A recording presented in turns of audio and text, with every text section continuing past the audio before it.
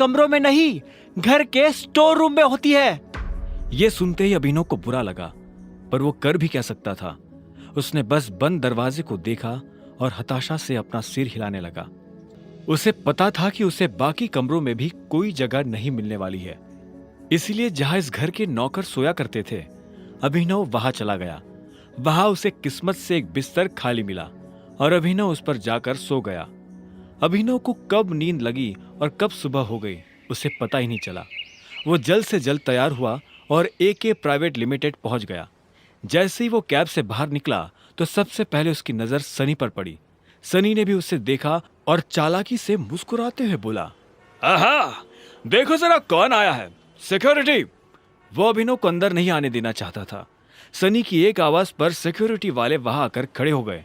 वो अकरम को फोन मिलाने वाला था, पर इससे पहले कि वो अकरम को फोन मिला पाता, इतने में एक सुंदर सी लड़की काली स्कर्ट और सफेद शर्ट में उसकी तरफ चली आ रही थी। उसने आते ही सिक्योरिटी वालों से कहा, तुम लोग जा सकते हो, ये मेरे साथ है। इतना कहकर उसने अभिनव की तरफ देखा। ये देख सनी के होश उड़ गए। उस दिन पार्टी में और अब यहाँ भी अभिनव ने सनी को गलत साबित कर दिया था। इससे पहले कि वो कुछ कह पाता, अकरम की सेक्रेटरी जेनी ने उसे शांत रहने का इशारा कर दिया था। अभिनव को सनी के चेहरे पर छाया मातम देखकर काफी खुशी हो रही थी। वो मुस्कुराया और जेनी के साथ निकल गया। आपको अकरम ने बताया कि मैं यहाँ क्यों आया हूँ। ये सुनते ही जेनी के कान खड़े हो गए। अभिनव जैसा आदमी जो यहाँ नौकरी के लिए आया था, वो अकरम को अकरम कहकर बुला रहा था। जेनी ने इस सवाल का कोई जवाब नहीं दिया। उसने अपने ऑफिस का दरवाजा खोला और अंदर चली गई। अभिनव भी उसके पीछे पीछे अंदर आया और बोला, तुमने मेरे सवाल का जवाब नहीं दिया। सॉरी, जेनी ने कहा। जेनी ने जिस तरह से सॉरी कहा, अभिनव को समझ आ गया था कि वो उसे पसंद नहीं करती थी। जेनी ने इतने में अपनी टेबल पर रखा एक पेपर उठाया और अभिनव की तरफ बढ़ा दिया। अभिनव ने पेपर लिया और उसे पढ़ने लगा। उस पेपर पर उन नौकरियों के नाम लिखे थे जो अभिनव कर सकता था। उसने लिस्ट पर अपना ध्यान लगाया और देखा कि उसमें कुछ नौकरियों के ऊपर स्टार बना हुआ था। उसने जेनी को देखा और बोला, ये यहाँ स्टार क्यों बना?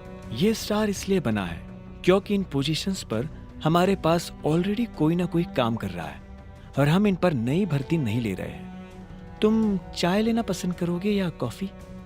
मैं मैनेजर बनना पसंद करूंगा।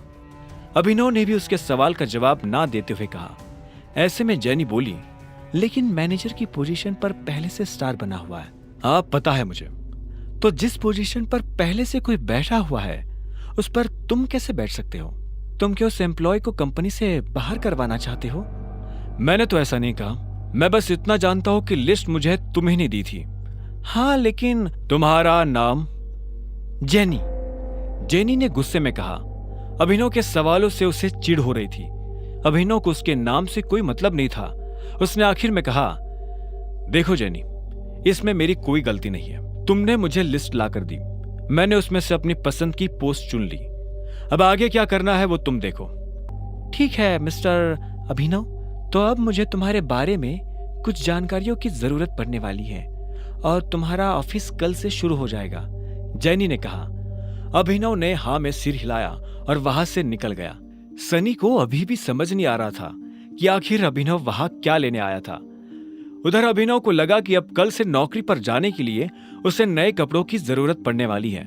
कपड़ों के साथ साथ उसे अपना फोन भी बदलने की जरूरत थी। अकरम का दिया हुआ चेक उसकी जेब में ही रखा हुआ था। अभिनव अपने चेक से पैसे निकालने के लिए बैंक चला आया। तभी उसकी नजर प्रणव से मिली। प्रणव उन लोगों में से था जो अभिनव की गरीबी का मजाक उड़ाया करता था। जैसे उसने अभिनव को बैंक के अंदर आते हुए देखा तो बोला, अरे वाह, देखो तो कौन आया है। प्रणव खुद एक बैंकर था। वो अरबपति तो नहीं था, लेकिन उसके पास अच्छी खासी दौलत थी। वो दिखने में भी स्मार्ट था। वो अभिनव को इसलिए जानता था क्योंकि अभिनव अक्सर इस बैंक में डिलीवरी के काम से आया करता था। हालांकि वो दिखने में अभिनव के आगे कुछ नहीं लगता था, लेकिन उसमें और अभिनव में एक ही फर्क था, गरीबी का। हेलो, मुझे थोड़े पैसे निकालने हैं, अभिनव ने कहा और प्रणव को चेक दिखाने लगा। प्रणव ने बिना चेक देखे कहा, चेक से? तुम्हें पता है ना, चेक से सिर्फ बड़ी रकम ही निकाली जा सकती है। मेरा अमाउंट बड़ा है, यहाँ काउंटर पर नहीं निकल पाएगा, इसलिए मैं मैनेजर से मिलना चाहता हूँ। ये सुनते ही प्रणव जोर जोर से हंसने लगा और बोला, तुम्हें उसकी जरूरत नहीं पड़ेगी, मुझे अपना चेक दिखाओ। अभिनव ने गुस्से में प्रणव को अपना चेक दिखा दिया। प्रणव ने बिना देखे अभिनव और बाकी लोगों की आंखों के सामने चेक फाड़ दिया। अभिनव प्रणव पर चिल्ला उठा, तुम्हारा दिमाग खराब है क्या? सिक्योरिटी को बुलाओ और इस आदमी को अभी के अभी बाहर निकलवाओ यहां से। फर्जी चेक लाकर बैंक वालों को बेवकूफ बनाता है। अभी पुलिस बुलाकर तुझे अंदर करवाता हूं।